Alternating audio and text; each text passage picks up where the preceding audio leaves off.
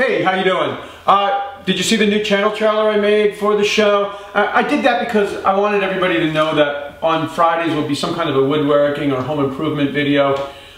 Mainly because I know some people don't dig the art thing, and that's okay. I love art. I love making art, and in fact, most of my art or my paintings, all this stuff really starts on the table. So I always say that to people. All my paintings start on the table. So, and I usually say that I build paintings more so than I paint paintings. But anyway, so Fridays, woodworking, follow up on a Tuesday, and then Sunday is all about art. Now, the main question on this week's video is from Adam, and he asked me, do I use a designated saw for straight cuts and then a designated saw for my miters? And I don't do that all the time, but I do like this little Hitachi when I'm making a lot of frames.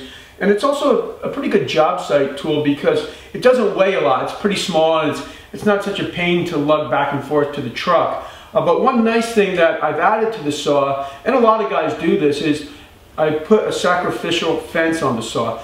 And that just makes it really easy to line up your miters. And this saw needs a new fence. It's kind of worn out. So I'm going to make a fence right now, and I'll show you how to make it, and then I'll show you just why it's so useful. I like to make the fence out of MDF or plywood, and that's because I don't want to waste a nice piece of solid wood, and also MDF or plywood will be more stable. And this fence is made out of two pieces that measure 3/4 by 3 inches. And the length I like to use for this saw is 30 inches.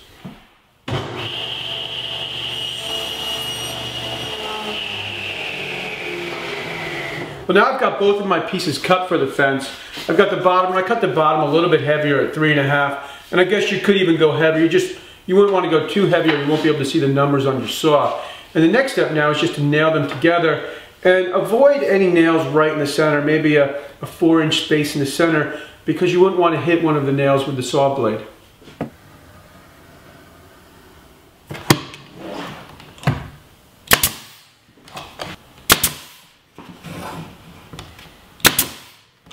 I just wanted to point out that these cut marks, they're just there. This is a scrap piece of wood, but they happen to fall in what would be the center of this fence. And also this area right here, you can see there's no nails. And that's important, again, because you just don't want to hit a nail with your blade.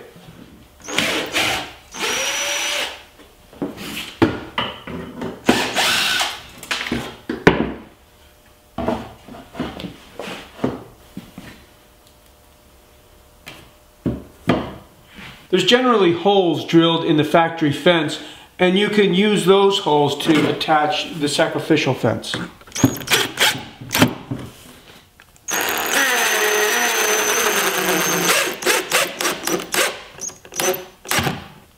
Now, a lot of saws have a depth of cut stop, meaning there's generally some kind of a stop that you can set so the saw will only go down so far.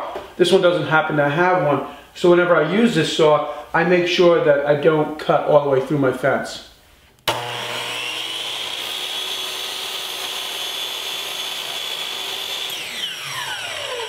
Now, this is the main reason why using a sacrificial fence is so convenient. The cut in the fence here represents exactly where the blade's going to cut. So when I mark my wood for the next cut, all I need to do is line the mark up with the cut in the fence.